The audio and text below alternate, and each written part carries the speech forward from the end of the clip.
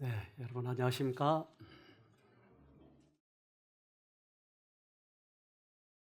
우린 금요일마다 거의 금요일에 요즘에 갈라디아서를 공부하고 있는데요.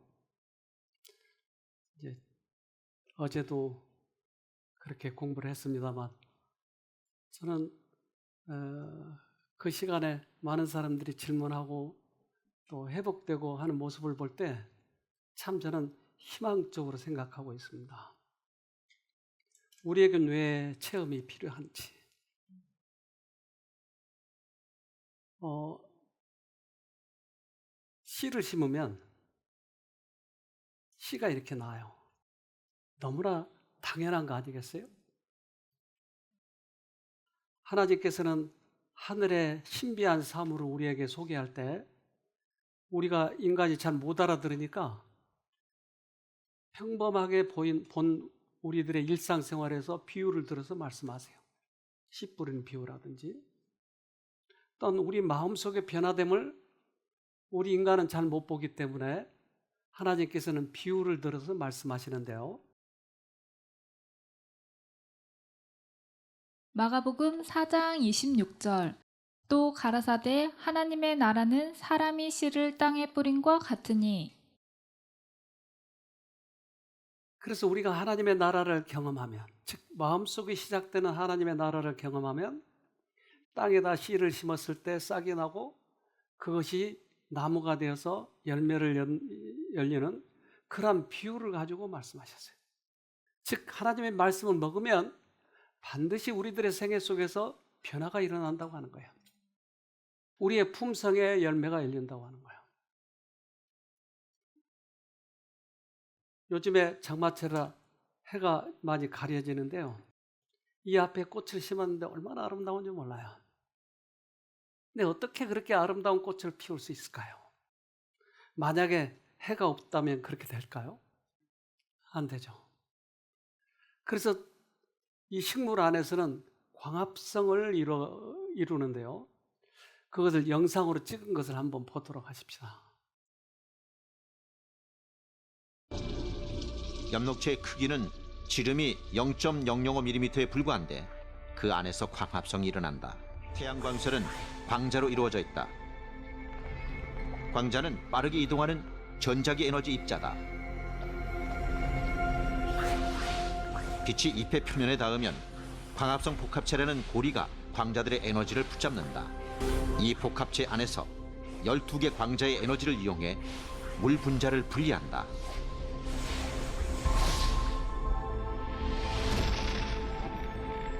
물 분자는 수소와 산소 두 원소로 나뉜다. 우리는 보이지 않지만 이것을 과학적으로 영상으로 다 이렇게 찍어서 우리에게 보여줍니다.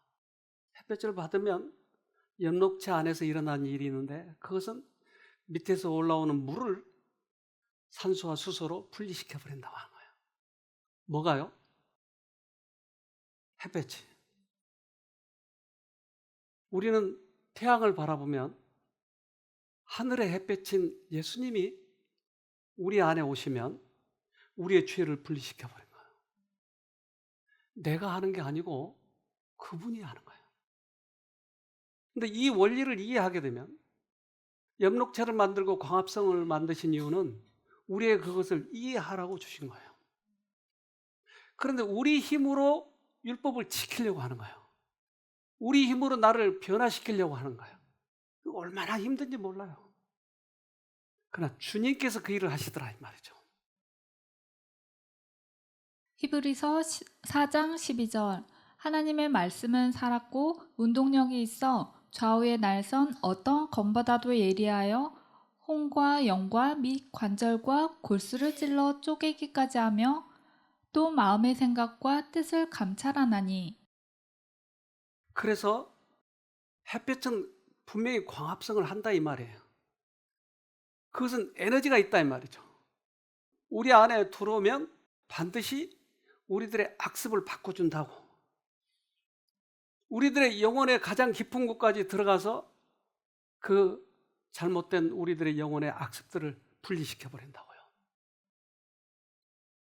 그래서 이러한 실체적인 경험을 해봐야 신앙의 맛을 알게 되는 것이에요. 체험을 해보지 않는 그런 신앙은 아무런 의미가 없어요.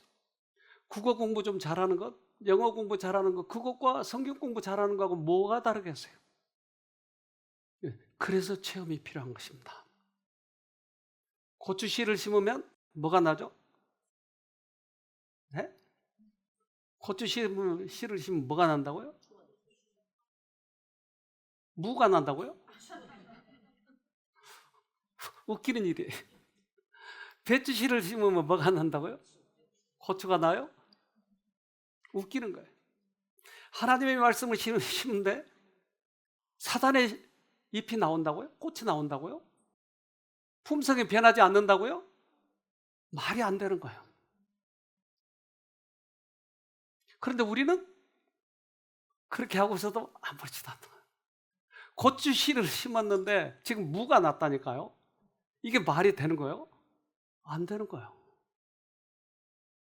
그래서 우리를 점검해 보자고 하는 거예요.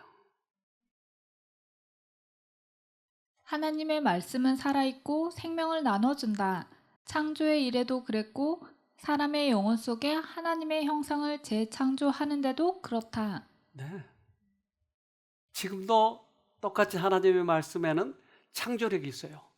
운동력이 있어요. 그래서 내가 악습이 안 끊어지면 어떻게 한다고요? 끊으려고 이를 악물어야죠? 아니요, 이제 그거 그만하자고요. 이제는. 그저 하나님을 다시 보면 되는 거예요. 광합성을 하면 그분이 들어오셔서 그 일을 하시는 거예요. 그래서 골수를 쪼갠다고 아까 그랬잖아요. 골수를 쪼개시는 거예요, 그분이.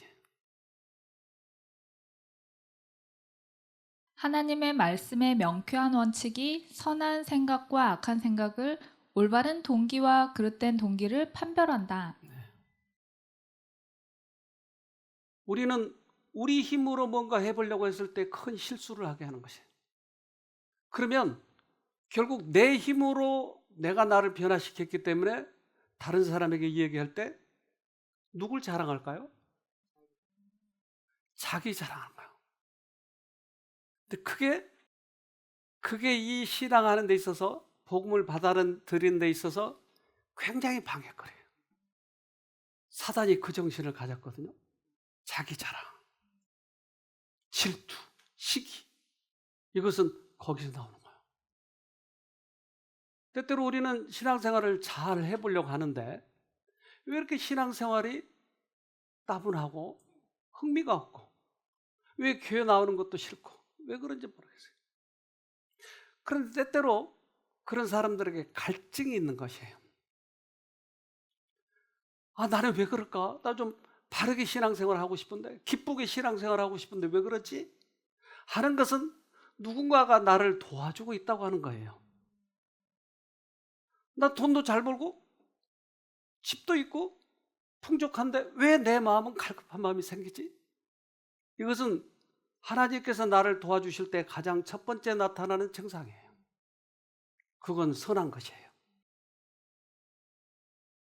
그대들이 참으로 의에 줄이고 목마르다면 체험적인 신앙을 가질 수 있다. 믿음과 겸손으로 하나님께 나아가라. 그리고 구하라. 그리하면 그대들은 받을 것이다. 그래서 교회를 다니지만 나 장로인데? 나 목사인데? 왜 내 마음이 그것에 만족하지 못하지? 나 성경 전체를 다 읽었는데 왜 그렇지? 이러한 마음이 있다고 하는 것은 체험적인 신앙을 가질 수 있는 기회다라고 하는 거예요. 그것은 실제로 체험해 봐야 돼요. 체험을 하면 어떨까요? 체험하면 우리가 오락하는 거하고 게임하는 거 하는 것보다 훨씬 기쁜 것이 있기 때문에 우리는 게임을 끊을 수 있는 것이에요. 우리 청소년들이 요즘에 거의 중독 상태인데 많은 아이들이 그 아이들이 끊을 수 있는 유일한 방법은 그보다 더 큰 기쁨을 가져봐야 되는 것이에요. 그게 그리스도 안에서 있는 것이에요. 그래서 그리스도 안에서 우리가 이 신앙생활을 하면 얼마나 기쁜지 몰라요. 시기 내지도 않아요. 질투 내지도 않아요. 이 안에 기쁨이 있으니까. 체험적인 지식을 가지고 있는 자들은 진정으로 행복하다. 그들은 하나님의 인정을 세상의 어떤 오락보다 더 가치 있게 여긴다. 그들 속에 계시는 영광의 소망이신 그리스도는 육체의 건강이 되고 심령의 힘이 될 것이다. 그래서 광합성을 해본 사람은 그들이 유일하게 바라는 것은 햇볕을 보는 것이에요. 다른 것이 더 우리에겐 매력이 별로 없어요. 저는 오랫동안 교회를 여러 군데를 개척해보고 또 지금 이제 쉼터를 운영하고 있지만 제가 좀 약한 부분이 있어요. 그것은 신학에 대해서 많이 아시는 분들, 성경 지식을 많이 가지고 있는 분들, 이제 신학 박사라든지 그러면 괜히 내가 쫄아요. 그래서 앞에 가서 말하려면 더듬거려 내가. 나보다 좀 실력이 없는 듯 보이면 자연스럽게 얘기하는데 신학 박사들 그러면 괜히 말을 그냥. 근데 이게 극복이 안 되더라고요. 근데 어느 날 그 신학 박사 한 분하고 얘기하는데 체험적인 지식이 하나도 없는 거예요. 지식은 많은데 그의 생애의 품성이 변화된 것이 하나도 보이지 않는 거예요. 아, 이게 맹점이었어요. 그래서 우리들이 신앙 지식을 쌓아갈 때 배운 것을 경험하고 배운 것을 경험하고 배운 것을 경험하면 우리는 높은 경지의 믿음의 경지를 우리는 쟁취할 수 있어요. 그런데 한 번만에 쭉 외우려고 그러면 쭉 내가 가지려고 그러면 절대 이게 되지 않아요. 때때로 오류로 빠져버려요. 그걸 보면서 제가 자신이 딱 생겼어요. 그래서 아무리 대단한 지식을 가지고 온 사람도 내가 떨지 않아요. 이제 떨 필요가 없었던 것이. 그 외모만 봤던 것이. 이면의 것은 보지 않았던 것이. 제가 이 교회를 하다 보니까 돈이 많이 필요한데 돈이 내가 없는 거야. 그냥 혹 돈 가진 사람이 오면 괜히 내가 쫄아요. 혹시 좀 주지 않으려나. 그런데 그런 경우를 거의 보지 못했어요. 폰만 재고 가지 주질 않고요. 그러니까 그 다음부터 실망이 딱 되니까 돈 있는 사람 앞에서도 아무렇지도 않은 거예요. 우리는 이면의 것, 즉 내 마음속 깊숙이 있는 이것이 소중해요. 즉 믿음으로 말미암는 의를 경험해 본 사람은 다른 것에 우리가 매력을 느끼지 않아요. 신자들은 세상에 줄 수 있는 특별한 기별, 곧 셋째 천사의 기별을 가지고 있다. 첫째와 둘째와 셋째 천사의 기별을 전파하는 백성들에 대한 체험적인 지식을 갖지 못한 자들처럼 거짓된 길로 빠져들어가는 일이 없을 것이다. 지식만 많이 가지고 있으면 거짓된 길로 빠질 수 있다 이 말이에요. 그런데 첫째, 둘째, 셋째 천사의 기별, 특별히 믿음으로 말미암는 의, 예수님이 우리 마음에 오셔서 그분이 우리를 의롭게 하는 이 기별은 이것을 체험한 사람은 절대 다른 데로 빠지지 않아요. 바른 길로 가요. 요즘에 갈라디아서 그래서 공부하잖아요. 주제가 뭐였어요? 믿음으로 말미암는 의예요. 근데 믿음으로 말미암는 의를 이게 지식적으로 배워버리면 아무런 의미가 없어요. 아주 어린아이로부터 노인까지 이 믿음으로 말미암는 의 모두 다 쉽게 경험할 수 있는 것이에요. 그래서 갈라디아서를 우리가 공부를 요즘에 하고 있는데 실제 체험을 해보자고 하는 거예요. 근데 실제 체험했던 아이가 이것에 대해서 이제 간증을 하는데 한번 들어볼까요? 제가 옛날부터 원장님께 성경을 배우고 싶었는데 계속 기도해 보니까 갈라디아서 성경 연구를 한다고 해서 정말 기뻤습니다. 그때부터 갈라디아서 성경 연구 시간이 너무 기다려졌고 그 시간마다 너무 즐거웠습니다. 강의를 들을 때 궁금한 점이 생겼다가 나중에 답이 강의 중에 나오는 것도 있고 나오지 않거나 이해가 잘 안 되는 부분은 직접 질문할 수 있어서 좋았습니다. 제가 어릴 때 제 동생이 제가 만든 물건을 망가뜨려서 화가 너무 많이 난 적이 있었는데 내 방으로 들어가서 문을 닫고 기도를 하다 보니까 그 화가 잘 가라앉아지고 주아가 너무 어려서 그런 실수를 저질렀겠지 하고 생각이 나고 그 물건을 다시 고칠 수 있는 해결책도 하나님이 생각나게 해주셨어요. 그런데 그 후에는 계속 화가 나면 잘 안 가라앉아지는 거예요. 그래서 어느 날 강의 중에 이런 내용이 나와서 제가 넘어지더라도 완전히 넘어지지 않으려면 어떻게 해야 되는지 원장님한테 질문을 해봤습니다. 그래서 원장님께서는 예수님을 바라보면서 넘어지면 된다고 하셔서 말씀을 해주셨습니다. 그날 집에 와서 제 동생 때문에 또 화가 나는 일이 있었어요. 근데 그때 원장님이 말씀해주신 그 말씀이 떠올라서 그냥 그 자리를 피하고 예수님을 불렀습니다. 그래서 그때 화가 가라앉아지고 다시 기분이 좋아졌습니다. 그때 제가 예수님을 계속 바라보면 어떤 일이든지 해결해 주시고 제가 넘어지지 않는 게 중요한 게 아니라 넘어지더라도 예수님을 바라보면서 넘어지는 것이 중요하다는 것을 알게 되었습니다. 앞으로도 잘 배워서 경험을 쌓고 싶습니다. 감사합니다. 네. 얘가 신학 박사인가요? 지금 그런데 이 얘기한 이 모든 것이 뭘 설명하고 있어요? 믿음으로 말미암는 일을 설명하고 있어요. 이 체험적인 것은 얘 평생에 잊어버리지 않을 거예요. 두고두고 생각이 날 거예요. 우리는 믿음으로 구원 얻는 거예요. 아주 기가 막힌 지금 진리를 얘기하잖아요. 우리는 무엇로 구원 얻는다고요? 예수님이 우리 죄 때문에 돌아가신 것을 믿음으로 구원 얻는 거예요. 우리들의 선을 쌓아가지고 구원 얻는 게 아니고 율법을 지켜서 구원 얻는 게 아니고 그것은 불교에서 하는 거예요. 그것은 고행을 하고 선행을 해서 구원 얻는 거예요. 그들은. 그리스도교는 믿음으로 구원 얻는 거예요.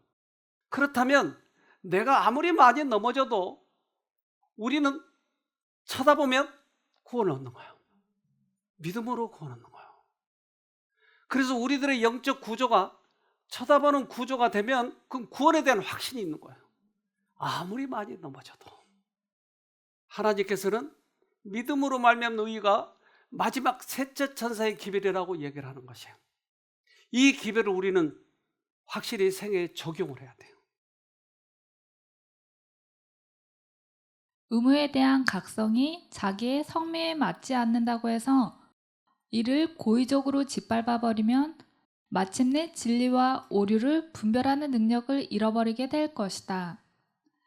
이해력은 둔하여지고 양심은 무감각하여지고 마음은 굳어지고 심령은 하나님께로부터 떠나게 된다.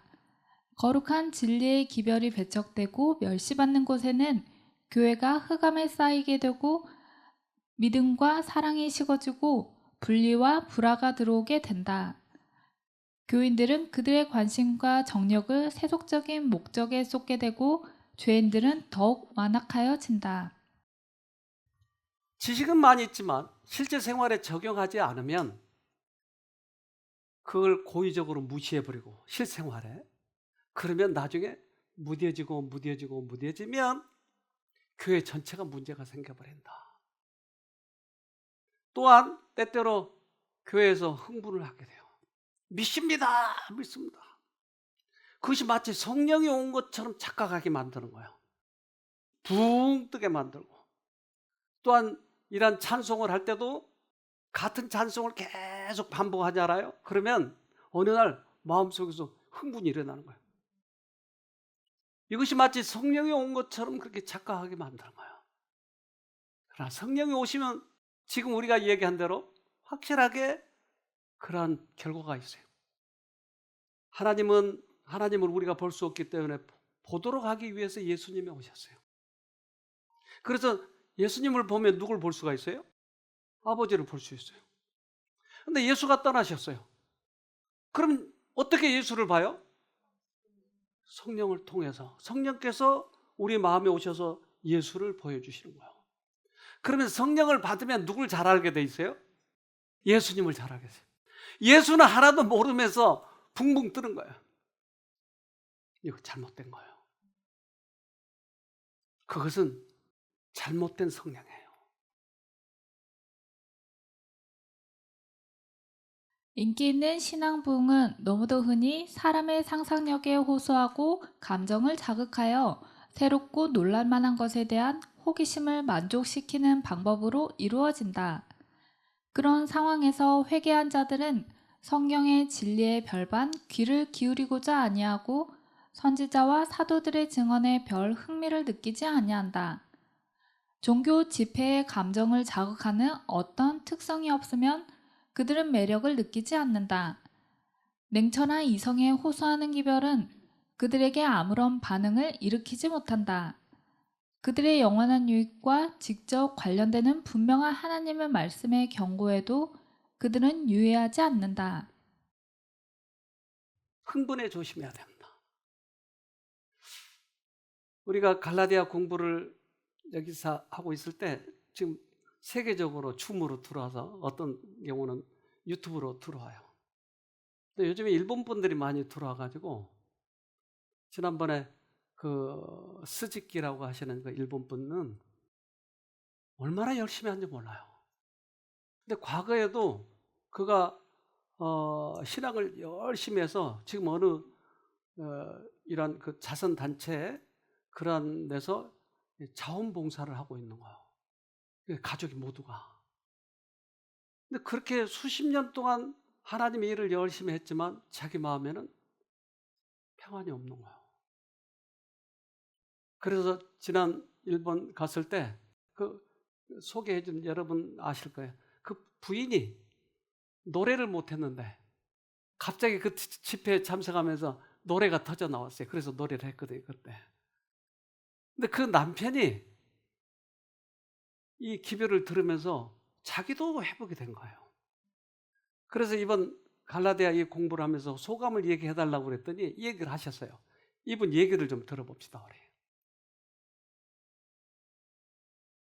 私は21年間、偽信仰を持ち続けてきました。自分の知恵、力と思いに頼り、良いクリスチャン、良い旦那、良い親になるために、必死に頑張ってきました。でも頑張るほど、偽善の心が強くなりました。それで疲れてきた。そして絶望になりました。長年神様にお祈り求めました。私の信仰歩みが間違っているならば、本物を見せてくださいと願いました。セラノのメッセージに神様から導かれ、特にこのガラテヤ書の院長先生の解説により、本当の信仰による義の意味がやっと分かりました。サタンから来る雑念のことを私のクリスチャン生活を狂わされたことに気づかされました。ここまでクリスチャンって言いながら、思いながら、神様の名前を侮辱してきたことを本当に、悲しい心でした。自我を捨てる神様にすべて委ね求めるとき、21年間の中で初めて神様との平安が与えられました。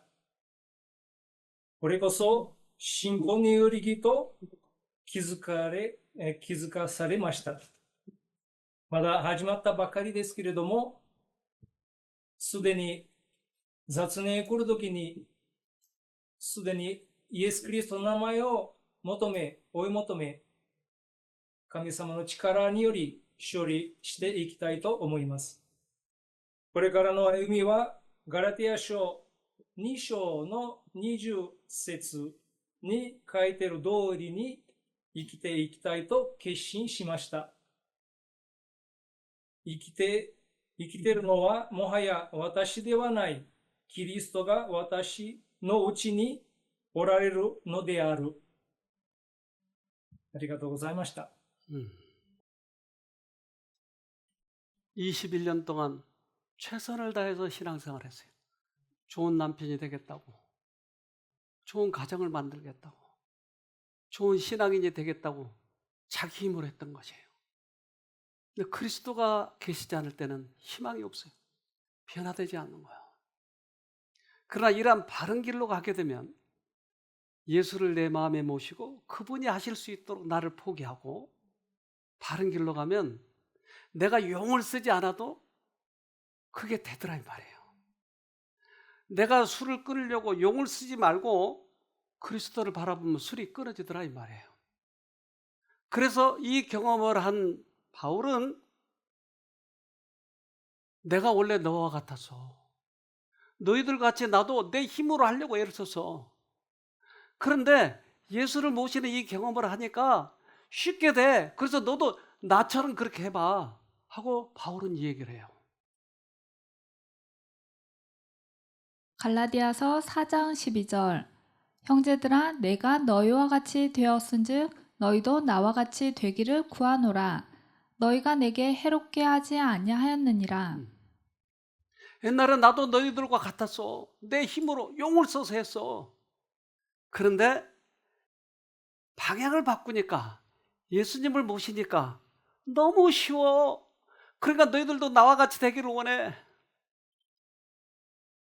우리는 다른 사람들에게 복음을 전하기 위해서 애를 써요. 그러나 사람들은 말의 기술을 배우려고 해요. 그러나 그렇지 않아요. 그건 영향력이 없어요. 소설을 많이 봐가지고 지식이 풍부해져가지고 사람들에게 웃기고 울리고 하려고 해요.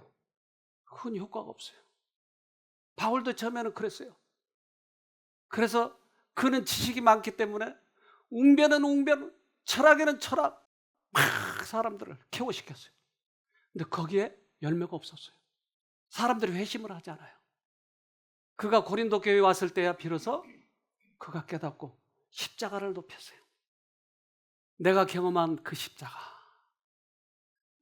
우리는 이면 속에 있는 영향력을 중요시 생각하지 않으니까 그렇게 착각을 하는 거예요.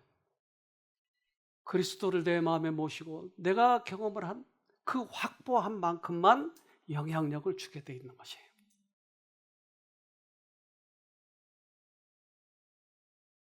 다른 이에게 끼치는 우리의 가만은 우리의 말보다 우리의 사람됨에 더 크게 좌우된다. 사람들은 우리의 논리에 도전하고 반박하고 우리의 호소에 반대할지도 모른다.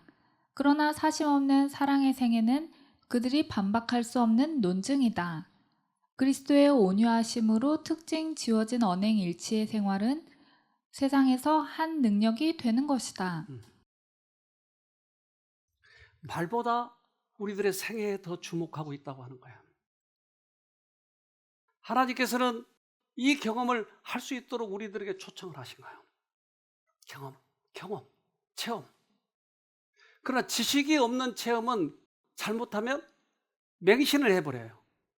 그러니까 체험을 하기 위한 지식을 갖는 것은 참 중요해요. 하나님께서 우리들에게 성경을 주신 이유는 지식적으로 담아서 놓으라고 주신 게 아니고 이걸 실천에 옮기라고 주신 거예요. 그래서 그것을 잘 깨닫고 실천에 옮기는 사람들의 아름다운 생애는 정말 아름다워요. 말씀을 통하여 성화된 사람, 자신이 말하는 하나님의 말씀은 생명을 주는 능력, 즉 청중들의 마음을 말씀의 매력을 갖도록 만들고 그들로 말씀이 살아있는 실제라는 것을 확신시키는 능력을 갖고 있다. 그래요. 그래서 얼마만큼 우리가 확보하고 있느냐, 하나님과의 관계를 확실히 하고 있느냐에 따라서 이 능력이 달라진다 이 말이에요. 그래서 예수님이 이 땅에 오셔서 다른 사람들에게 말씀하셨을 때 다른 바리새인과 사두개인들과 같지 아니하고 능력이 있다라고 말씀하신 거예요. 예수님은 그분 자신이 말씀이니까. 그래서 체험적인 지식이 필요한 이유예요, 이게. 사람들은 기만할 수 있지만 영향력은 기만할 수가 없는 거예요. 그래서 이러한 말씀의 능력을 갖게 되면 우리는 외부의 적들을 쉽게 물리칠 수 있다고 하는 것이에요. 하나님을 섬긴다고 주장하는 사람들 중에 하나님께 대한 체험적인 지식을 가지지 못한 자들이 너무 많다. 하나님의 뜻을 행하고 싶어하는 욕망은 성령의 깊은 감화에 의해서가 아니라 그들 자신의 기호에 따른 것이다. 그들의 행위가 하나님의 율법과 조화되지 않는다. 그들은 그리스도를 저희의 구주로 받아들인다고 하면서도 그가 저희에게 죄를 이길 능력을 주실 것을 믿지 않는다. 체험적인 지식을 가지 못한 자들이 너무나 많다. 그래서 하나님의 뜻을 행하고 싶어하는 그 욕망이 폼재려고, 다른 사람에게 보여주려고, 기호에 따른 것이에요. 하나님의 능력에 의해서가 아니고.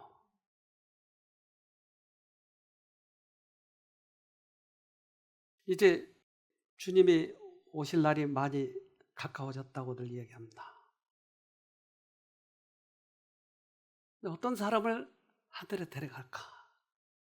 참 우리들이 주의해서 봐야 되겠죠? 선한 일을 많이 한 사람? 그렇게 생각하지 않아요. 이제 우리 현관에 들어오실 때 저 쿠키 고양이를 많이 보셨을 거예요. 근데 사람들이 많이 올 때도 녀석은 누워서 잠을 자요. 저는 이제 식사 때 오고 또 강의할 때 여기 오고 그러는데 이 녀석이 인사하는 법이 없어요. 오면은 뭐 눈이라도 껌벅 해준다든지 그냥 늘어져서 자는 거야. 근데 처음에는 쿠키야 불러주면 눈을 한번 떴다 감아요. 근데 이제 그것도 귀찮아서 요즘에는 꼬리를 살락 한번 흔들고 끝나요. 그래서 내가 우리 보람쌤한테 제 교육 좀 시키라고. 그러다 여기 원장인데 와서 인사 좀 해야지. 근데 절대 인사하는 법이 없어요.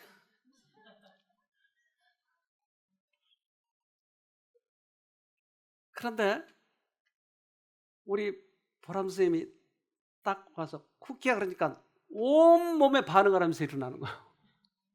나도 이거 해봤거든요. 반응을 잘 안 하길래 왕왕왕왕 그랬더니 그게 또 자. 근데 우리 보람쌤이 쿠키야 그러니까 온몸에 반응을 하면서 뭘 줄 것 같은 그런 기대 속에서 막 따라오는 거예요. 아니 왜 달라? 나하고 보람 나도 사람이고 저기도 사람인데 왜 달라? 왜? 그런데 제가 알아요. 옛날 고양이 애미가 새끼를 그때 4마리인가 5마리인가 낳아가지고 교인들한테 광고를 했어요. 분양합니다. 분양합니다. 근데 분양이 저 녀석이 안 된 거예요. 그래서 이 고양이가 2마리, 3마리 있으면 안 되겠길래 쟤를 어디다 좀 갖다 놓읍시다. 이제 우리 참가자들을 위해서 나는 응당 그렇게 해야 된다고 생각을 했어요. 그리고 나서 점심을 먹으러 어디 우리가 갔거든요. 거기 점심 먹으러 온 보람쌤이 눈물을 흘리는 거예요. 아니 고양이 한 마리 어디 갖다 준다고 눈물을 흘려? 나는 이해가 잘 되지 않았어요. 그런데 너무 힘들어하는 거예요. 그래서 걔 그럼 데려가도 될까요? 오케이. 그런데 얼마나 좋아하는지. 그래서 제 별명이 노숙자예요. 다시 데리고 갔어요. 눈물을 흘려. 아니 고양이 한 마리 데리고 온다고 뭐 눈물을 흘려. 그리고는 누워있을 때 만져주면 마사지 받는 것처럼 쭉 늘어져서 얼마나 좋아. 근데 내가 만지면 긴장을 하고 있어요. 그러니까 고양이가 알아요, 이걸. 자기를 사랑한지 아닌지를. 우리가 하나님을 체험적으로 알면 온몸을 향해서 내가 반응을 해요. 하나님이 좋은 거예요. 억지로 하지 않아요. 그런 사람들이 14만 4천이에요.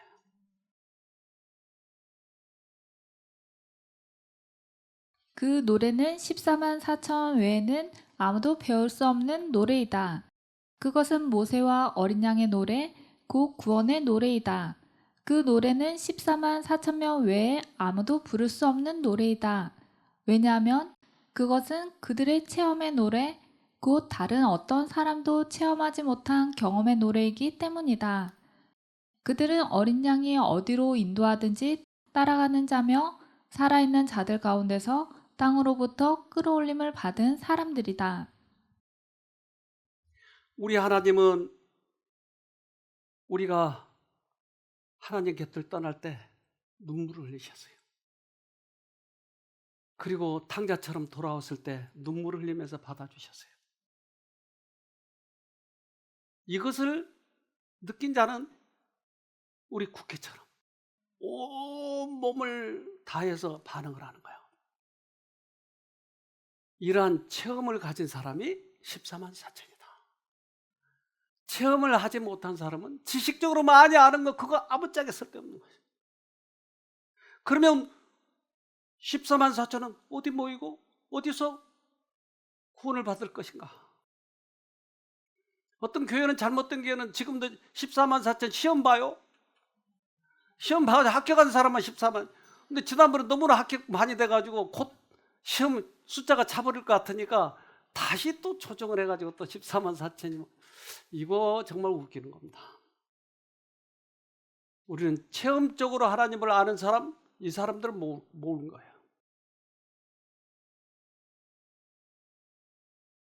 그들은 처음 익은 열매로 하나님과 어린 양에게 속한 자들이다. 또한 이는 큰 환난에서 나오는 자들이다. 그들은 개구 이래로 그때까지 없던 환난의 시기를 지내고 야곱의 환난을 견디어 하나님의 심판과 형벌이 마지막으로 내릴 때 중보자 없이 선 자들이다. 그러나 그들은 어린 양의 피에 그 옷을 씻어 희게 하였으므로 구원을 얻은 자들이다. 그들은 그 입에 거짓말이 없고 하나님 앞에 흠이 없는 자들이다. 우리는 그리스도가 우리를 목숨보다 더 사랑하신 것을 알아요. 우리가 이해가 안 되지만 그분이 말씀하시면 어디로 인도하든지 따라가는 자들이에요. 그분의 피에 적신 사람들, 그분이 당신의 피로 우리를 구원한 사람들을 것을 알고 우리는 그것을 받아들이고 온 몸을 향해서 반응한 그런 사람들. 그들이 유리바닷가에 서서 이제 주님의 부르심을 기다리는 사람들이에요. 우리 말씀을 체험하도록 합시다.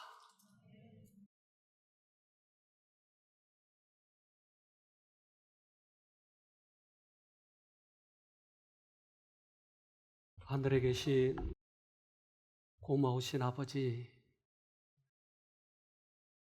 우리들에게 은혜를 베풀어 주셔서 주님의 말씀이 실제 일하고 하는 것을 깨닫고 그 은혜를 받아들이면 우리의 생애가 변화될 수 있다고 하는 희망을 주셔서 감사합니다. 너무나 오랫동안 우리들의 교만이 주님의 말씀을 무시하면서 살았습니다. 우리들의 생각이 모두 다 옳은 것처럼 착각하면서 살았습니다. 그래서 주님을 믿는다 하면서도 우리들의 생애 속에는 악이 들어있었고 기만이 들어있었고 사람들을 무시하는 것도 있었습니다. 그래서 말세가 가까운 이때 우리들의 생애를 뒤돌아보니 너무나 잘못 산 것 같습니다. 그래서 돌이켜보려고 합니다. 이제 그 말씀의 능력과 주님의 사랑을 경험하도록 도와주시옵소서. 간절히 바라고 주님을 찾는 자들에게 그 갈급함에 당신의 생수를 허락하여 주시옵소서. 그래서 주님이 개인적으로 어떠신 분인지를 깨닫도록 하시고 이제는 형식적이 아닌 희망적이고 깊고 깊은 주님의 사랑 가운데서 멋지게 행복하게 신앙할 수 있도록 도와주시옵소서. 그래서 많은 실망하는 사람들에게, 악의 절벽으로 끌려가는 사람들에게 하나님이 지금도 살아계시고 구원자이시라고 하는 것을 만방에 전하는 우리가 되도록 도와주시옵소서. 사랑의 주님, 특별히 그 말씀을 사모해서 여기까지 열심히 쫓아온 당신의 아들, 딸들이 있습니다. 그들 심령에 하나님의 은혜가 충분히 적셔지도록 축복해 주시옵소서. 그래서 우리 모두가 한마음이 되어서 하늘 갈 준비를 할 수 있는 우리가 되도록 은혜 베풀어 주시옵기를 우리를 죄에서 구원하신 예수님 이름으로 기도합니다. 아멘.